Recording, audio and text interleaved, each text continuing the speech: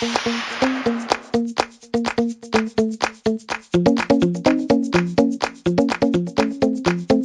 so hi everybody. This is Ruben. This is another episode of La Lista, LatinX Writers Podcast. Today, I'm going to have my guests introduce themselves. So here I'm going to turn it over to my guest. So introduce yourself, tell people what you're about, how you identify, you know. My name is Andrew NUñO. I'm a Latinx writer from Chicago, Illinois. I'm bisexual, cisgender male. I'm one of the co-creators, one of the stars, and one of the writers for Bordered. Okay, great. So just to start, I just want to hear where are you from? You said Chicago, but um, Yeah, yeah. So I live now in Chicago. I actually just moved to the city this past January, but I grew up in Crystal Lake, which is a suburb about an hour and a half from Chicago. It's one of the northwest suburbs of the Chicagoland area. I was born in Downers Grove, but I moved to Texas for about 2 years of my childhood. Then I moved to Crystal Lake, where I spent like 19 years of my life, and then this past January moved to Chicago. okay, cool. I'm from Chicago too. I don't know if you knew that. Oh, that's awesome. I, Cool. I well, I'm originally from Mexico City, but I grew up in Chicago, so it's Gotcha. always nice to shout out. I mean, I'm more weary of you suburban folk. I grew up in the city. Yeah, Um, yeah, yeah. so wait, but tell me about those 2 years in Texas. What was that about? My dad, he worked for Phillips when and he kind of just took the family to Texas for about 2 years. It was like really early on in my childhood though. Like Yeah, I don't remember too much of that. All I remember is that we had a pool in the backyard that's of our nice. house, and like we had just installed the pool. We had it for like 3 months, and then we had to move. So like it's like a really, really faint memory of having Yeah. that pool. Like I remember my parents, they spent so much time working and designing on that thing, and then they finished, and then Phillips closed their plants, and then we were uprooted and moved here to the Midwest after that. Okay, that's a big move though for two Yeah, years for your yeah, whole no, family. it was, yeah, but I was like, I think Yeah, 3 or 4 years old at the time, so like, yeah, little Andrew doesn't remember too much yeah. from that time. You grew up in the suburbs of Chicago. And so tell me a little bit about your family. What are they about? Like, who are they? Yeah, yeah. Both of my parents are from Mexico. My dad is from a town called Ocotlan. It's in Jalisco, and then my mom is from a little town called Diosa. I mean that town is like small Mm, town. I mean they had no post office, no police station, no doctor's office. They had a post office, and then they got rid of it. okay. So yeah, I mean it was like really. I mean we spent one Christmas there, and I mean the church was the like town hall. It was the Yeah, yeah, center of everything. So I mean it was just legit like small town Mexico. yeah, And yeah, I mean they came here when they were teenagers. They didn't know a single word of English. They were kind of forced to just learn in 2.5 years what takes everyone else yeah, more than a decade to do. And I mean they grew up with loving parents and lots of family members and siblings, but it was not the best of circumstances, for them to grow hmm up in. So they were always about chasing that better life and the American dream and all of that. And they really instilled in us the idea of just like hard work, and if you want something, go out yeah, there and chase it. It's possible. And my dad in particular, I mean, he didn't even get a bachelor's degree, and I mean, he ended up being able to work for companies like Motorola yeah. and all that. So he's a really big inspiration for me in that regard. And then I have two siblings. I have a twin brother, Adrian, hmm who actually is also a writer, and he co-created Bordered alongside me. So he's a fellow Latinx writer. And then my older brother, Fernando, um, who also kind of like had a big part in the beginning of just kind of my creative endeavors. He was actually the lead in the one of the first films that we ever made way back when. So I mean, growing up, they were just really supportive of all the stuff that we did. When I couldn't drive, they would help drive us from, location to Oh yeah, location. that's cool. Those early film days, and they try to make it out because I mean, my dad and my older brother are down in Texas now, Hmm. but they try to make it out for whenever they can. And we actually had an event a few weeks back that they actually came back up here from Texas to make it out for. That's cool.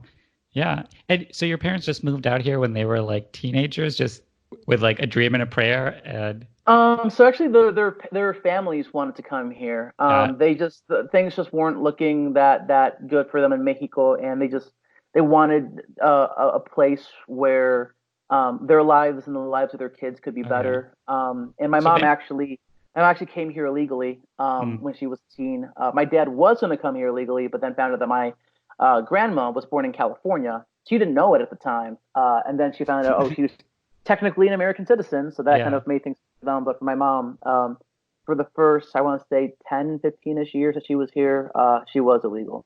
And how did she ever get her citizenship, her Yeah, residency? yeah. And in the 80s, when President Reagan granted amnesty Hmm. to millions of immigrants, she was one of those immigrants that was granted amnesty by Okay. President Reagan. So fortunately, both of them are legal now. Yeah. Both of them have status, and they're good. Yeah, they're lucky. Um, so their family was moved out here and they just met here and Yeah, yeah. Actually, my mom was friends with my dad's younger sister, mhm. and my mom actually thought my dad was younger than her at the time. So whenever my dad would hit on my mom, she thought, "Oh, okay, that's cute." Then Yeah. she found out that he was actually older than her, and that's like, "Oh, okay." And that kind of like changed things. And they dated for 5 years, and they got married. So. Yeah. Did you grow up with like an immigrant mentality, like especially in the suburbs? Like, what was that like? Yeah, it was interesting. I mean, I grew up in a suburb that was mostly Caucasian, Mm, lots of white people, and so I mean, look, for a lot of my friends, I was kind of uh, their first exposure to brown people. yeah. When my parents spoke different languages in the household, they were kind of caught off guard by that. And I remember one of my friends when took them to my house for the first time. We lived in a pretty nice neighborhood growing up, and Hmm. I took them to our house, and they were shocked. And I was like, "Why? Why are you shocked? Are you okay?" And they're like, "Oh, I didn't know that you lived in a house like this." And I'm like, "What? Hmm. What's that supposed to mean?" Yeah.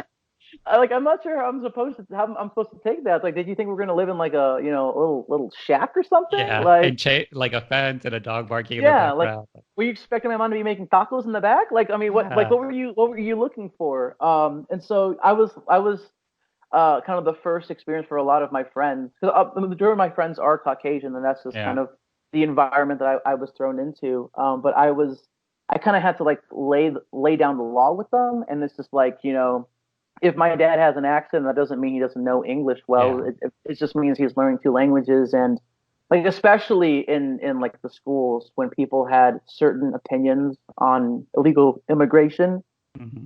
I kind of had to really try to put things in perspective for them. Yeah. And it was funny because I mean they often viewed these people as statistics, and it wasn't until I said like, well, my mom was an illegal immigrant, and then suddenly they get very apologetic and like, oh, I had no idea, and I'm like, well, why did it have to take that for you to view these people as people? Like, why did I have to bring out the fact that my mom was an illegal immigrant for you to suddenly get sympathetic and understand that these people they don't want trouble. If anything, they're trying to escape trouble, and that's why they're doing what they're doing. So it was a lot of just kind of fighting to make my voice heard, and sometimes having to keep my mouth shut. Otherwise, I would just like go off on people Yeah. because yeah, there was a lot of privilege in the town that I grew up in, and I feel like a lot of people didn't quite understand how good they had it. Yeah. That makes sense. Yeah. And it's a lot of that labor that we put on, immigrants and children of immigrants to have to like Mhm. educate people because your friends thought you lived in a certain kind of house because that was the stereotype. That's what they had seen in the media. That's how they had seen in the Exactly. news. That's the Exactly. representation that was out there. Like I'm assuming it's from like the start that you were like, oh, I'm like a Latinx person. Like, was it Hmm. that? Yeah, I mean, I think for any sort of racial minority in the suburbs, you kind of get that shoved onto you. You know, Hmm. you don't. It's never really when you really want to start. I don't want to say wearing the burden because I don't think it's a burden, but uh, facing that fact that you are a racial minority. I remember the first time like I ever really encountered it, and it was just kind of like thrown in my face. I worked at a movie theater, and this guy was like looking for something under his seat, and I was trying to help him, and he turned and he looked at me, and the very first thing he said is, "Damn it, I don't speak Spanish," and he just walked away, and I was just like I was so caught off guard, I didn't even know what to say. I just kind of stood there flabbergasted, like, did this just happen? Like that, did those words come out of that person's mouth? And that's when I really became aware. And maybe it was just because I was old enough where people thought that, oh, okay, I guess he's of age to discriminate against. I think that moment's happened now. That's when I really stood and I faced that for the first time and really became aware of, yeah, I'm Latinx. Yeah. People take a good look at me, and even though I don't have an accent, even Yeah. though I speak English well, and something that I always found kind of ironic growing up too, especially in the suburbs, was whenever people asked me either how much Spanish can I speak, Hmm. or like where was I from. Yeah. I remember like the first time one of my friends asked me that, and I had to kind of school them on like why you wouldn't ask a white person that. Yeah. Why did you ask me? And they tried to rationalize it by saying, oh well, I'm trying to make you feel included. I'm trying to get to know you, and I had to Hmm. explain that that actually does the exact opposite. That Yeah. ostracizes the Yeah. individual, and it makes them aware that you see skin color, and boom, you make all these rapid assumptions that I suddenly can't be of this country just because of my skin color. Yeah. So yeah, it's just like little microaggressions like that growing up that I either had to, kind of grin and bear, or if they were Hmm. my friends, kind of pull them aside and make it a teaching moment. Yeah. But also it's like not knowing the language to like ask what you want to ask. Exactly. Exactly. Yeah. So that's a like a moment to educate for them to be, because yeah, people ask me that all the time, and it's like, which answer am I gonna pick? How long does the story have to be? Like, like, Yeah. like how hard do I rep a certain place? Like, Yeah. so Exactly. it's Exactly. like, Like how you gonna roll out your Latinx credentials? yeah, yeah. How you go about this time?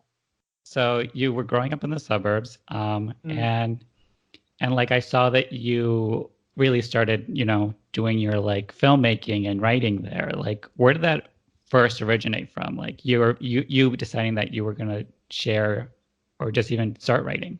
Yeah, yeah. I mean that I ever since I was a kid, my twin brother and I, we just loved creating. Most kids who were, 10, 12 years old would be outside playing and, just being active.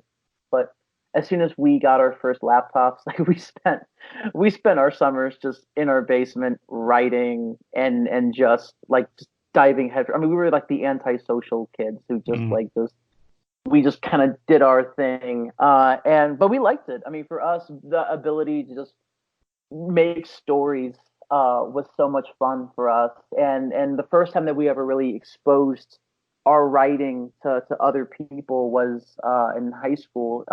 We were kind of we decided to, because there was an opportunity at school for people to write a play, and we thought, okay, like, now or never. This is kind of like the only time they've ever done this. Let's do it. And mm, then somewhere along the line, we were asked to direct, and then somehow we were thrown into acting in the show. And little awkward, Andrew was just kind of like, "What? This is not what I signed up for." And yeah. it's just like like I like am this chubby Mexican dude with a stash at 14. Like let's not throw this onto me, please. I don't want the Yeah. spotlight on me. And it ended up leading into the film stuff because once we told people that hey, we're making this film the summer after that, all the theater kids wanted to be in it and they wanted to Mhm. help and they wanted to help create it. And so like even though at the time like my anxiety was like off the rails, it ended up being what kind of shot us into making films. Were you just like the film making kid in high school with like writing and Yeah, theater? yeah. Especially after the first film, we have made a film every single year since. Oh, cool. And so especially when we were still in those last years of high school, uh, our films kind of became like just a tradition, and we were really fortunate and blessed to have all these kids and even like their parents even who would like help cater the production, help with like transportation and everything, and everyone was just super supportive of that. And if it wasn't for that, I mean, I know that there's no way that we would have felt the motivation to continue with it even after school. Okay. Yeah, that's cool. That's cool that you like had this like drive to create and filmmake and you had volunteers to help. Like I think Yeah. that's super important because, you know, I was gonna ask like how did you know you wanted to do this like pursue this beyond high school? Mhm. And it seemed like they really like helped propel you to do that. So like Yeah. go ahead. Yeah. Oh, yeah. I was gonna say, just to that end, I feel like because I think for any content creator, the ideas that you have and the things you want to create, the people that you surround yourself with, and the people that want to help you create that's what makes it matter. Because Hmm. until it's up on a screen, done and complete, your ideas are just ideas. And Hmm. and when you have people who trust you enough, especially when a good chunk of them are not working for pay, Hmm. um, to have that sort of trust where people believe in you and they're willing to invest themselves in you. I mean that's the greatest gift any content creator could possibly get is having people who will fight for you and people who will join you on that journey. What was like your major in college? Like how did like you decide how was that path, you know? Yeah, so I was a communication and media major. I went to DePaul University, Mm, um, and that was like the closest thing to a film major that my dad would have been happy with. got it. Because like I still took like public relations, marketing, communications classes, but I was allowed to do film classes as part of Hmm. the coursework too. So I would have a public relations class one day, and the next day I would go to the lock at Cinespace for a film production class. Honestly, like I did a lot more of the film study stuff than the communication stuff.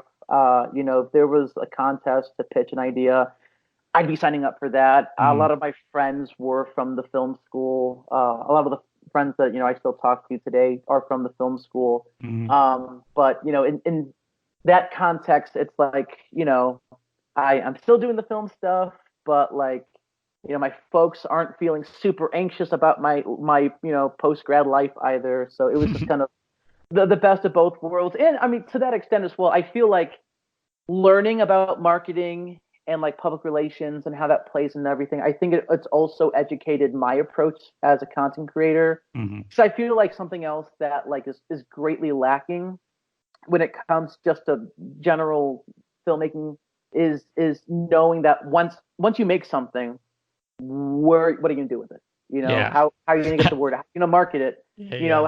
How because I feel so many of the people that I know at least, that they finish it and it's like send to festivals and pray, and that's it. And I've learned that it's such an aggressive world out there for content creators. Mhm. I feel like the best and the worst thing about the industry is that anyone can make anything.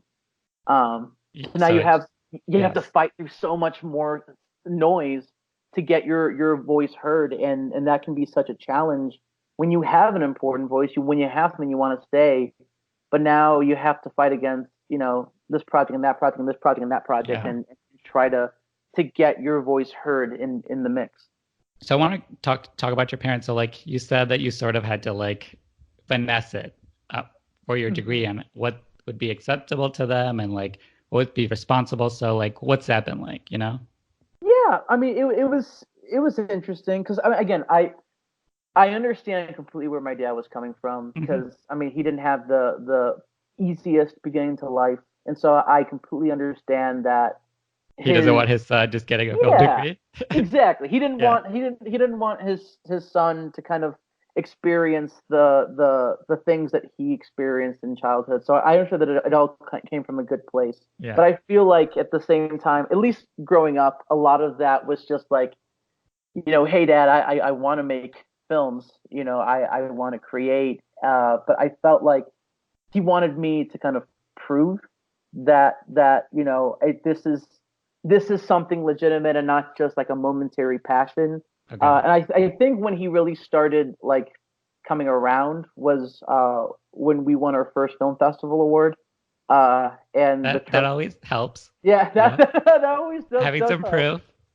So like the prize, and it was like this beautiful like glass prize, and they shipped it to our house, and I showed it to him, and I'm like, do you believe me now? They're like, Yeah. I'm serious about this, and then he got the message, and I mean, ever since he's been just a really good supporter of it, and yeah, I mean, he's helped us, financially where he can with stuff. He's Hmm. helped spread the word, and so yeah, I mean, it's in many ways I'm thankful that like he kind of made me get to that point to like show that like Yeah. I'm serious about it because I feel you need to have that drive, you need to Hmm. have that hunger to like prove people wrong, especially being a Latinx Yeah. person. I feel like we as racial minorities have to fight so much harder for our voices to have the same value as the Yeah. voices that have been dominating media forever. Yeah. Yeah. And so like what about your mom? How is she feeling about it, you know? Yeah, she feels good about it. I always say that like my dad is the way of nature and my mom's the way of grace. But I Hmm. think for any Latinx kid, similar things could be said. Yeah. I think the dad's always just a bit more traditional and the mom's a bit more, well, most Latinx moms Yeah. are a bit more graceful. So she was always just like, oh yeah, mijo, chase your dreams, do what you gotta do. Like, oh my God, can I make food for your friends and everything? And I mean, she was just like all over that That's stuff. good. And so I mean, that's just always how she's been. My Yeah. mom's like 5 foot. She is super duper short. But we always say that she's like like fun sized. Yeah. Like this little short little thing of positivity. Uh, and so yeah, I mean she was supportive from the get go. But at the same time, like I said, I'm thankful that my dad pushed me to get to that point because it also was in many ways like me proving to myself that I can do this. I can win festivals. I can get to that point. Yeah. Yeah. Because that's definitely a good lesson to know like, hey, a dream's great, an idea is great, a script is Mhm. great, but like you also have to have the hustle to like make it a reality, you know? Like, Exactly. Exactly. and that's sort of what I want to talk to you about next, like, because you were talking about like film festivals and like, so like, what's that world like? How have you experienced that world? Like, tell me all about it. Yeah, yeah. So it's been a ride. I mean, honestly, just doing the film festival circuit. Our latest film was a short film called Little Things. It centered on depression and suicide and mental illness. Hmm. And we submitted it to festivals, and it's kind of been doing the rounds. And it's gotten into a festival in Portugal, Ireland, and then it played in February at a festival in South Carolina that we actually got to go to, and screened it and did a Q&A afterwards and all that stuff. And it's been really mind blowing for me seeing how even though in mainstream media there are definitely ways to go, as far as festivals, there it gives me a lot of hope. It gives me a lot of hope in the fact that there are voices that are being heard. There are a lot of perspectives that are being shown. And so I think that's probably the biggest thing that I've learned from these festivals is that they're really learning to appreciate our voices and letting us be heard and appreciating having leads that aren't straight white men. Yeah. You know, because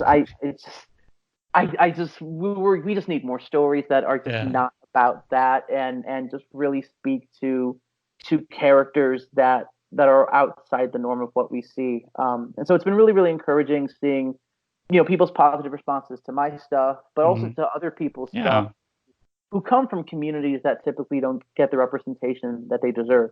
Yeah. So if you were going to give anyone advice on how, let's say somebody has a short film, like what advice do you tell them to like have a strategy for how you're going to market it? Whether you're calling up your local newspaper and trying to get a story published, whether you're, taking the social media and using Instagram and hashtags and everything.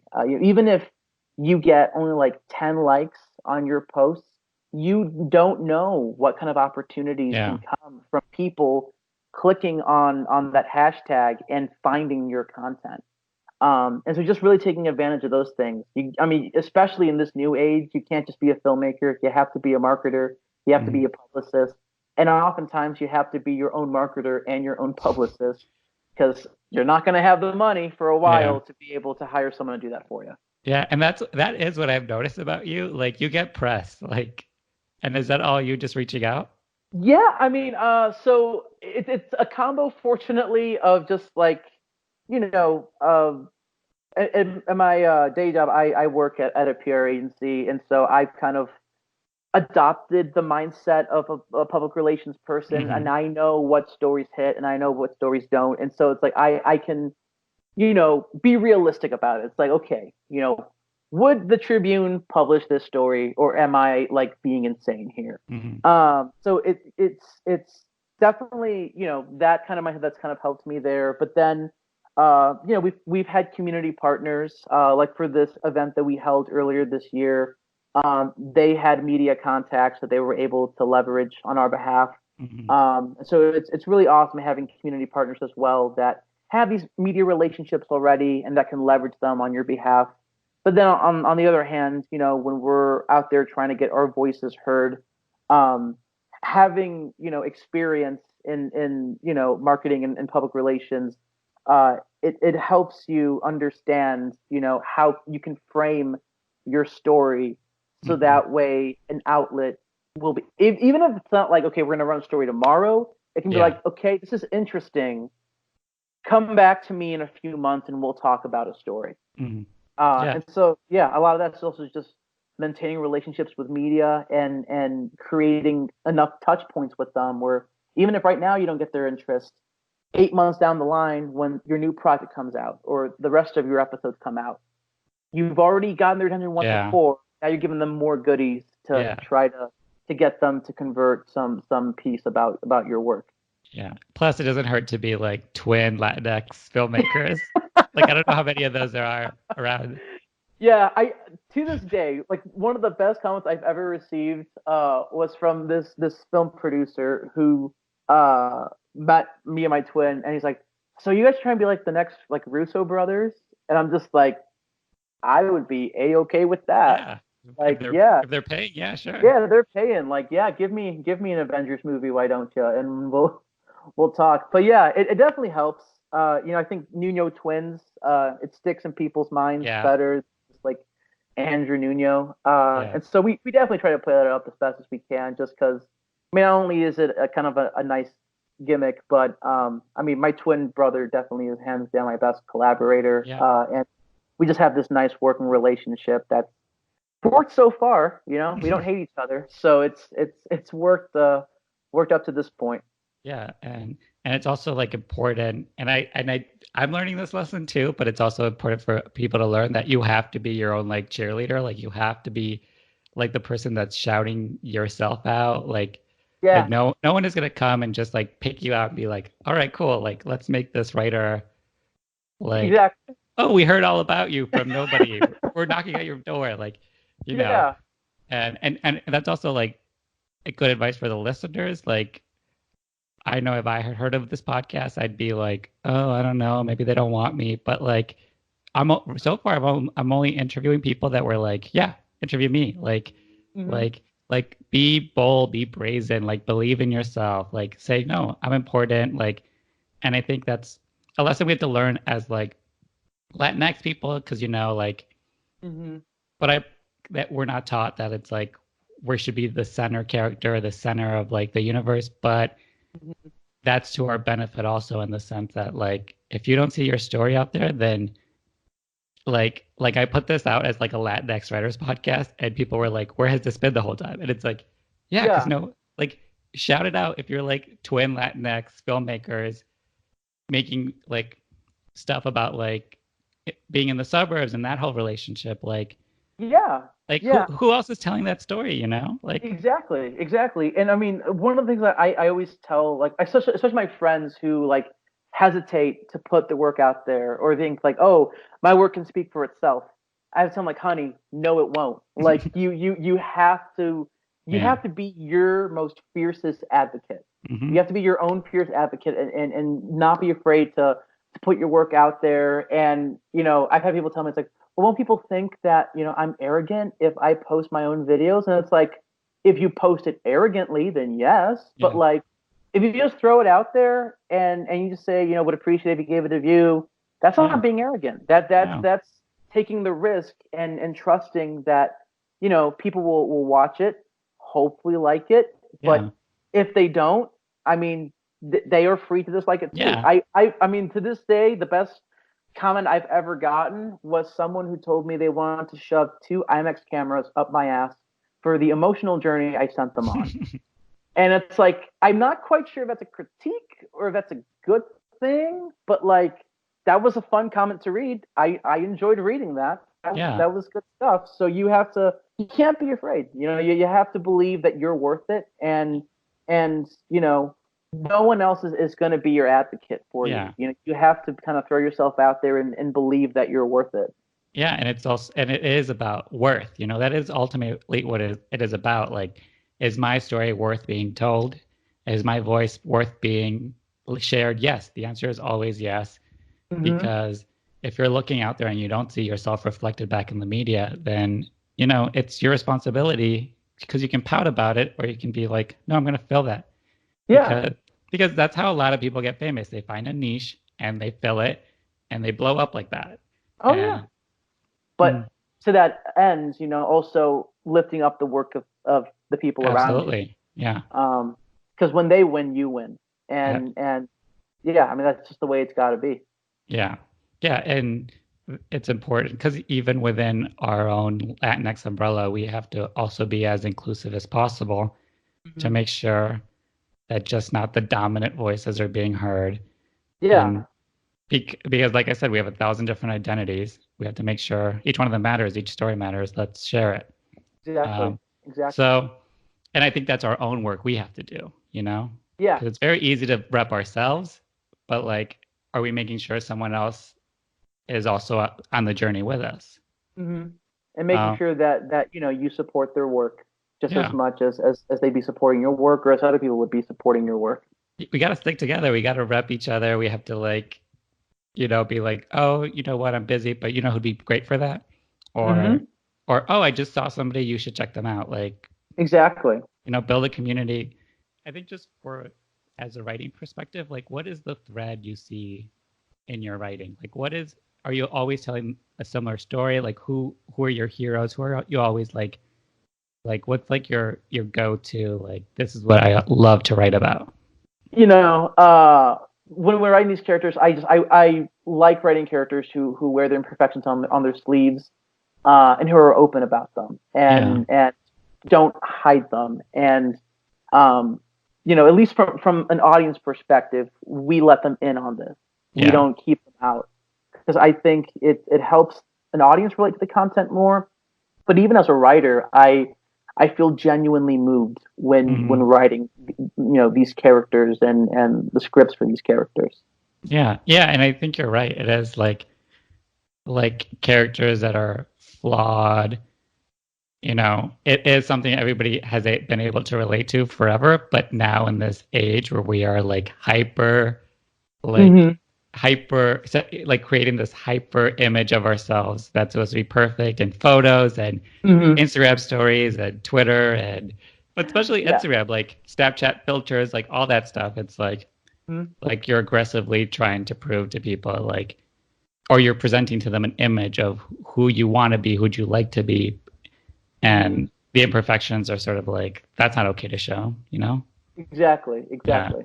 and it's a different age for sure now. We're Yeah. more conscious of our editing and how we present online, so we go Yeah. for the best image possible. For better and for worse. Yeah. Um, so I actually do want to get into Bordered. So it's a web series you're starting. So like, Yep. tell me that. Like, how did you get the idea? How did you start it? You know?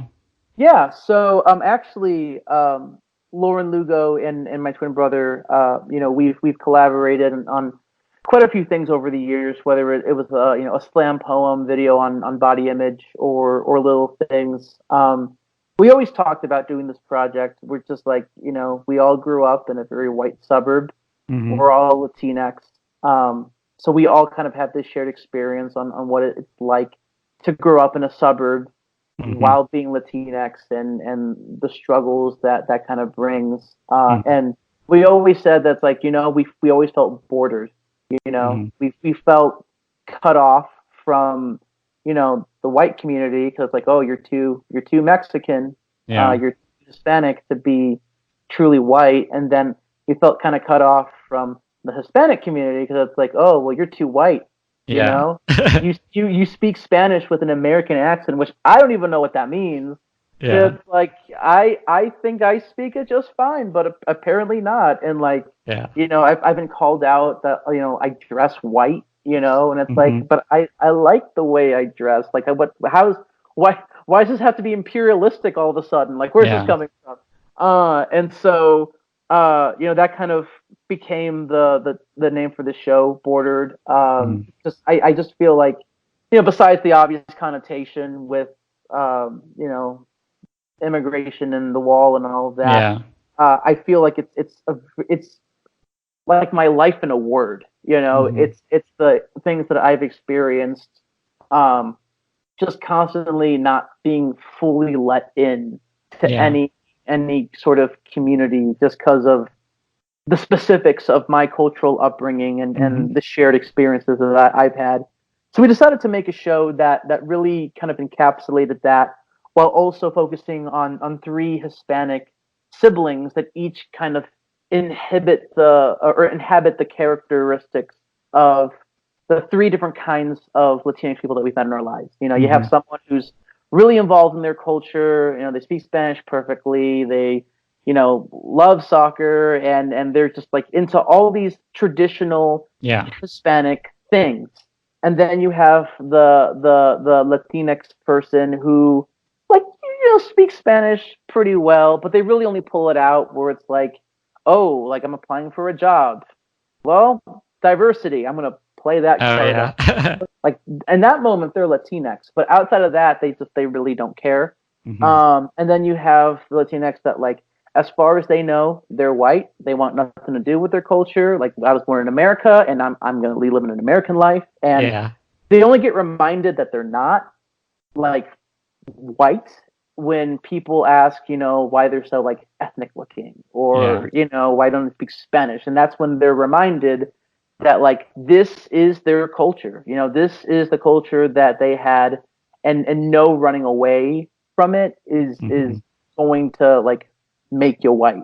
Mm-hmm. And so by having these three characters who are called back to their suburban hometown when their dad passes, we're not just looking at what it means to be a Latinx millennial in the suburbs. Mm-hmm. It's also kind of a dissection of just what it means to be Latinx, period, Mm-hmm. in America, and how the different relationships can exist with your culture, whether you love it, whether you're so on it, or whether you just hate it and want nothing to do with it. Yeah.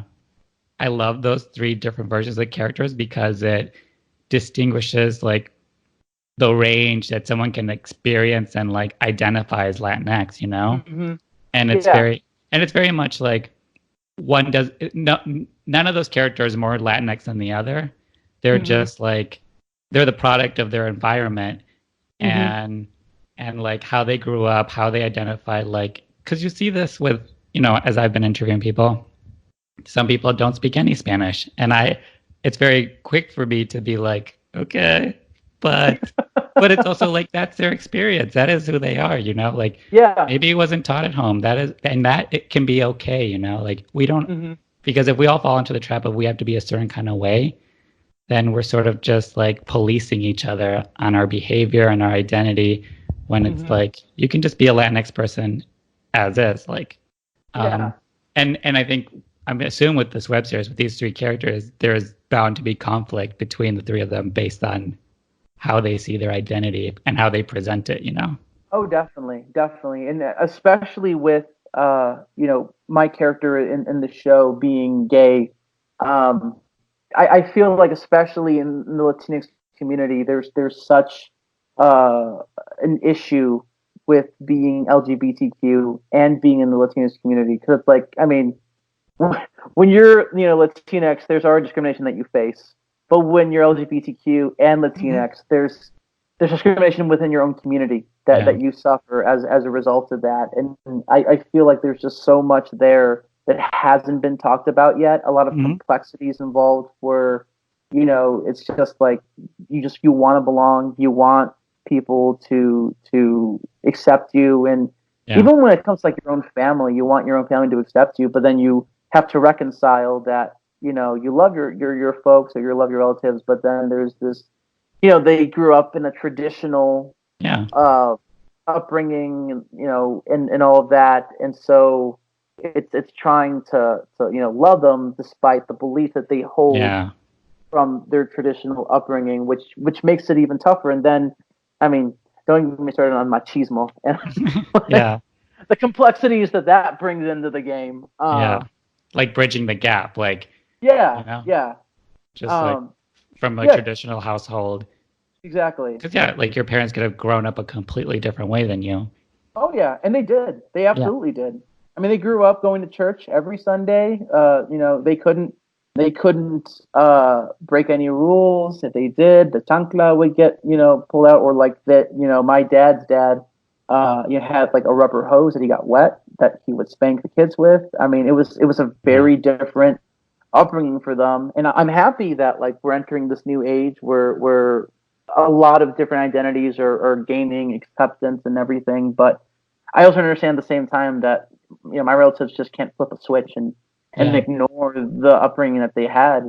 It's something that they learned over a period of time, and they didn't really were exposed to it. Exactly. They weren't exposed to this new way of thinking and all these identities that are coming to the forefront and being openly discussed that back in their time was kind of repressed and kept down under. So I mean, I have to keep that in mind as well. But just the upbringing that they had. It's complex. It's not easy. It's work. No.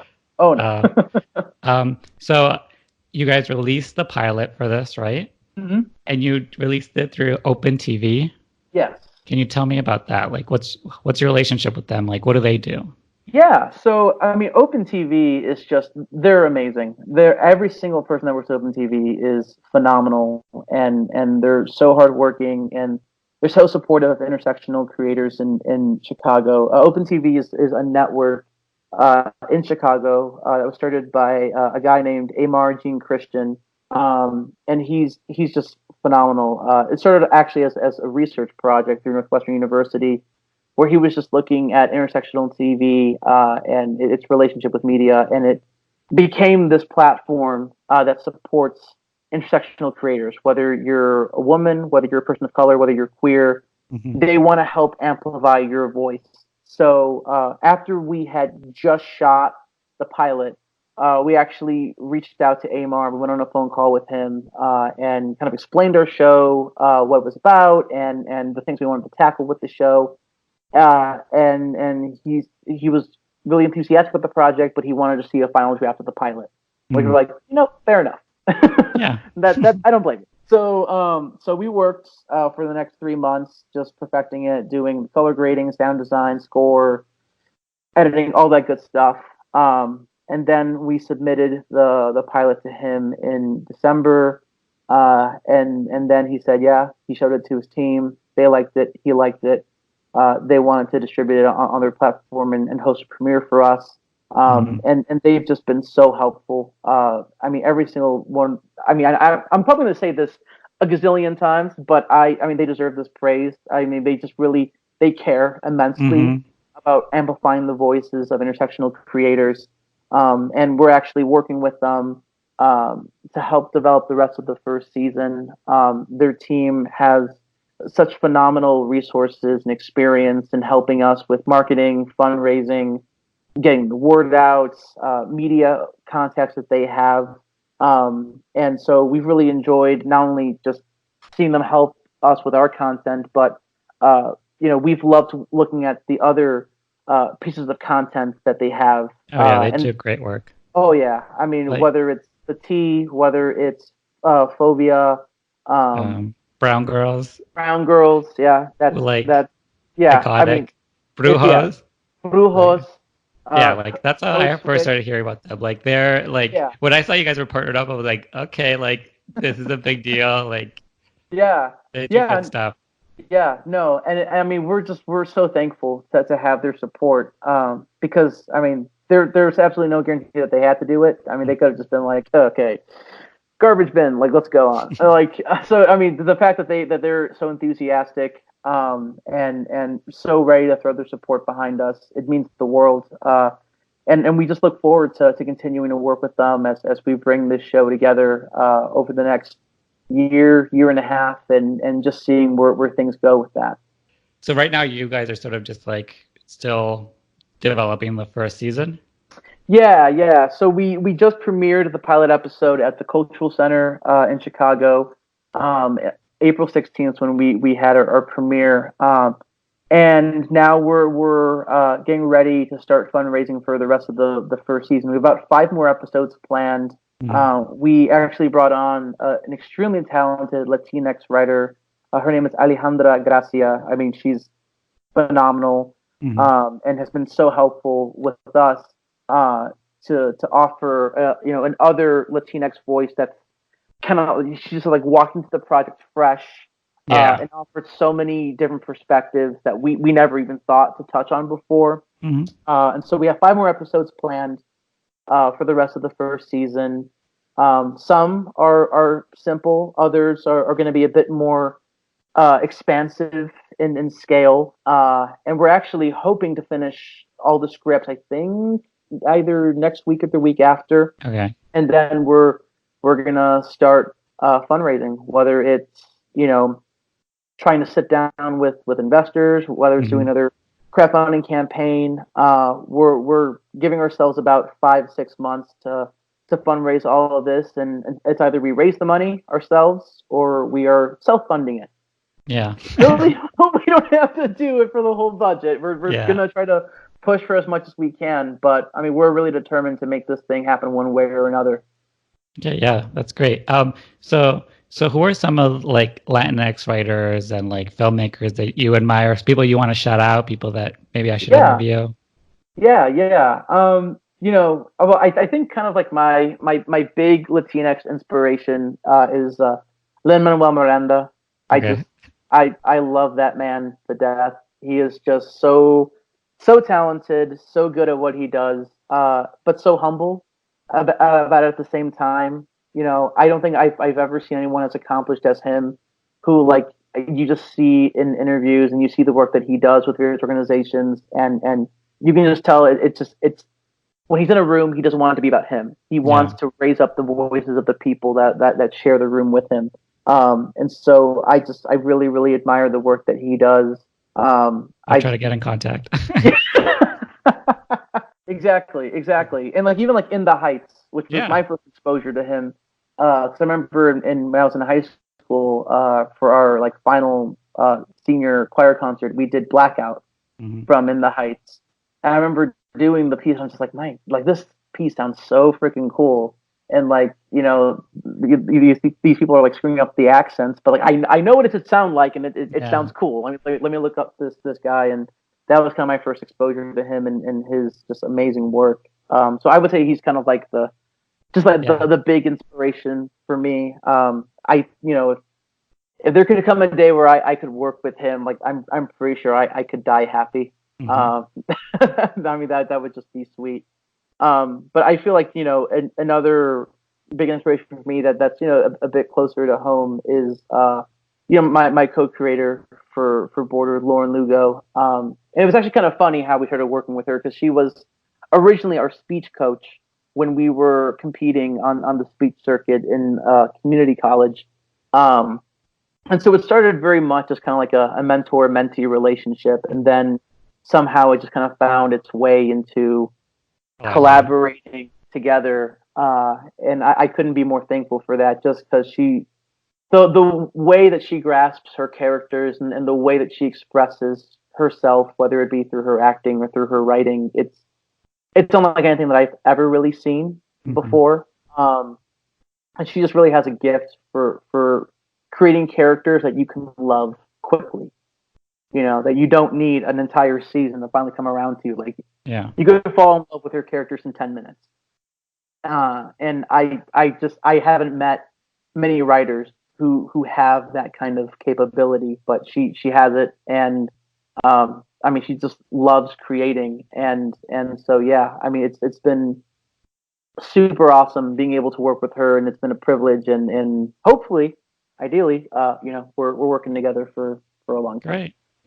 So, do you have anything else coming up? I know you're talking about Bordered, but anything else in the pipeline? Anything else you want to shout out? Maybe that you're already done, or? Yeah. So, I mean, there's little things that's now on a YouTube. If people want to check that out, that was a 40-minute short film that we did with Lauren Lugo and my twin brother and I.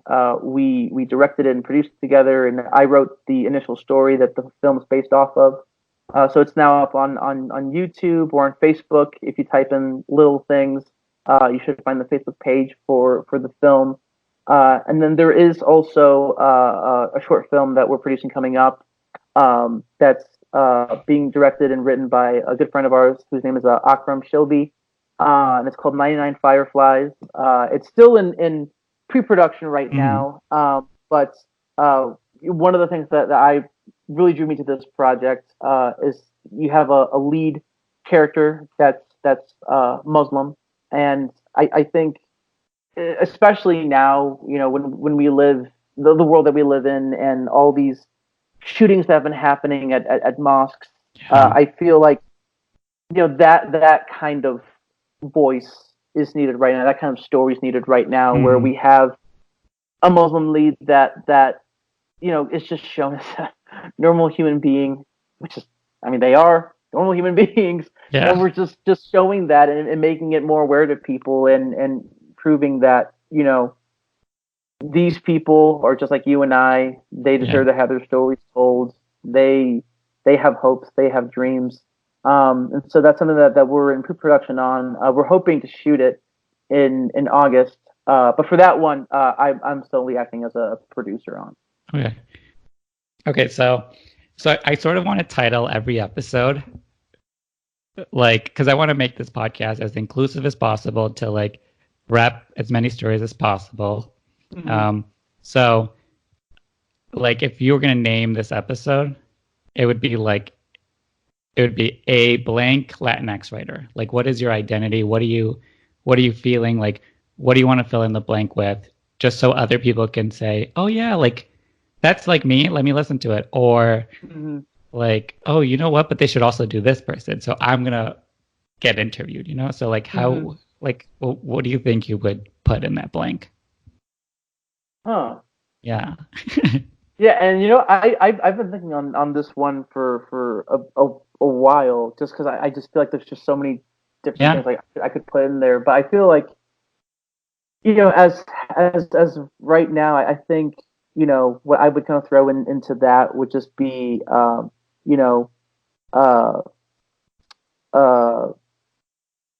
twin aspirational LatinX. I know this is kind of cheating, but I would throw something on the end of that too. That'd be just Okay. like an aspirational twin Latinx writer that wants to make a difference. Okay. And however that difference is, ideally positive, but like, Hmm.